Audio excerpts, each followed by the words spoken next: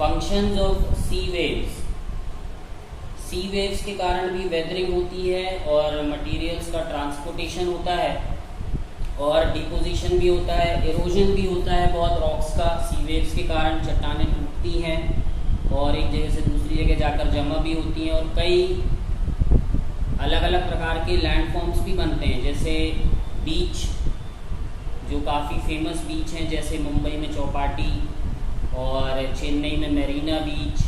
यहाँ पर बहुत बड़ी मात्रा में रेत इकट्ठी हो जाती है, पेबल्स, सैंड, मड, ये सब इकट्ठा हो जाता है तो उसको बीच कहते हैं। लगून्स बन जाते हैं। लगून्स यानी समुद्र का कुछ हिस्सा, कुछ पानी यदि अंदर आ जाए और वापस ना जा पाए वापस समुद्र में, तो उसको लगून कहते हैं हम। Then the heading is soil, formation of soil, erosion and conservation. तो सॉइल को बनाने में सबसे इम्पॉर्टेंट रोल प्ले करती हैं बेड रॉक्स, जिनको हम पेरेंट्स रॉक्स भी कहते हैं। और इन्हीं रॉक्स से डिसाइड होता है कि सॉइल का कलर क्या होगा, उसकी फर्टिलिटी क्या होगी।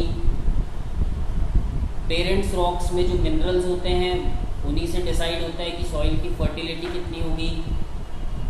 जो बड़े बड़े और जो छोटे पेड़ पौधे टूटकर जो धरती पर गिर जाते हैं, यदि कोई जानवर मर जाते हैं तो ये भी बाद में मिट्टी में मिल जाते हैं और इनसे ह्यूमस बनता है। ये भी सॉइल की फर्टिलिटी को इंक्रीज करते हैं। सॉइल की जो पहली लेयर है वो हमारे लिए बहुत इम्पॉर्टेंट है, क्योंकि इसी पर हम फसलें उगाते हैं और काफ़ी बड़ा हिस्सा हमारे भोजन का हमको इससे मिलता है, जिसमें ह्यूमस शामिल रहता है। फसलों को उगाने में ह्यूमस का बहुत इम्पॉर्टेंट रोल होता है। तो सॉइल के फॉर्मेशन में बहुत सारी चीज़ें जिम्मेदार हैं, जैसे कि बेड रॉक्स, जिनको हम पेरेंट रॉक्स भी कहते हैं। सरफेस का शेप कैसा है, सरफेस के शेप का ये प्रभाव पड़ता है कि हिली एरियाज़ में पानी ज़्यादा रुक नहीं पाता, वो बहकर नीचे मैदानी क्षेत्रों में आ जाता है। उनके कारण वहाँ पर हिली एरियाज़ में अंडरग्राउंड वाटर लेवल नहीं होता, जबकि मैदानी इलाकों की मिट्टी उपजाऊ इसलिए होती है क्योंकि वहाँ पर ग्राउंड वाटर लेवल मेंटेन रहता है। क्लाइमेट भी बहुत प्रभाव डालता है सॉइल के फॉर्मेशन पे। द अपर मोस्ट लेयर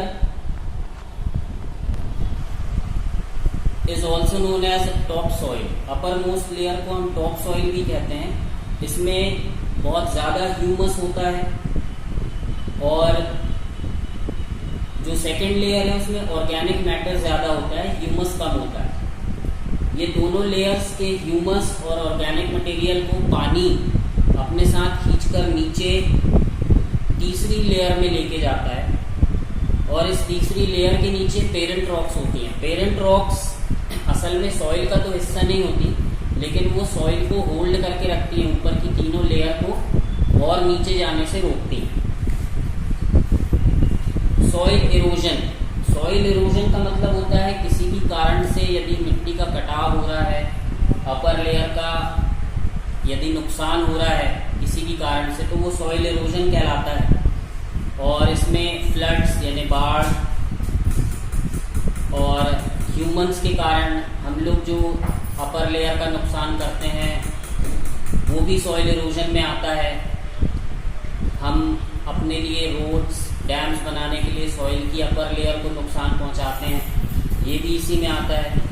और हम जो पेड़ काटते हैं जिसको हम डिफॉरेस्टेशन कहते हैं, विदाउट कंसिडरेशन लिखा हुआ है आपकी बुक में। इसका मतलब बिना सोचे समझे जो हम पेड़ काटते हैं उसके कारण भी सॉइल इरोजन होता है।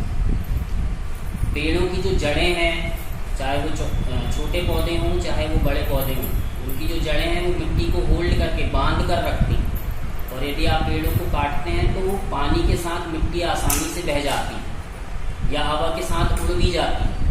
तो यदि किसी भी प्रकार से सॉइल की अपर लेयर का नुकसान हो रहा है तो वो कहलाता है सॉइल इरोजन। और सॉइल की अपर लेयर हमारे लिए बहुत ज़रूरी है, इसलिए इसको कंजर्व करना भी बहुत ज़रूरी है, यानी इसकी सुरक्षा करना बहुत ज़रूरी है। तो उसके लिए कुछ स्टेप्स आपको दिए हुए हैं। सबसे पहले टू प्रोटेक्ट फॉरेस्ट, जो जंगल हैं अभी उनको बचाना चाहिए। Second is plantation.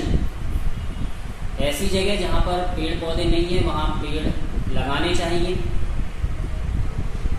Then soil rehab, मतलब जहाँ पर पानी के कारण ज़मीन जिगजैग हो गई है तो उसको लेवलिंग करनी चाहिए। पानी के कारण जो मिट्टी जिगजैग तरीके से कटी हुई है उसकी लेवलिंग करनी चाहिए। फ्लड कंट्रोल, बाढ़ को हम रोक तो नहीं सकते लेकिन उसको कंट्रोल कर सकते हैं, हम डैम बना सकते हैं ताकि बाढ़ का पानी धीरे धीरे ऊपर चढ़े और धीरे धीरे नीचे उतरे। यदि बाढ़ का पानी तेजी से ऊपर चढ़ेगा और तेजी से नीचे उतरेगा तो अपने साथ मिट्टी भी बहा के ले जाएगा। यदि वो धीरे चढ़ता और उतरता है तो कम सॉइल इरोजन होगा। तो हम सॉइल इरोजन को कम कर सकते हैं, बिल्कुल रोक तो आप नहीं सकते उसको। और टेरेस्ड फार्म्स आपने देखे होंगे कि हिली एरियाज में टेरेस के रूप में फार्मिंग की जाती है।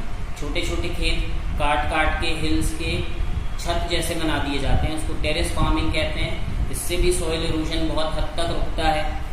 और लास्ट आपका दिया हुआ है क्रॉप रोटेशन, मतलब फर्टिलिटी सॉइल की बनाए रखने के लिए आपको क्रॉप्स को ऑल्टरनेट तरीके से लगाना चाहिए। एक सीज़न में यदि एक फसल आपने बोई है तो अगले सीज़न में आप दूसरी फसल लगाएं, तो उससे सॉइल जो फर्टिलिटी है वो मेंटेन रहती है।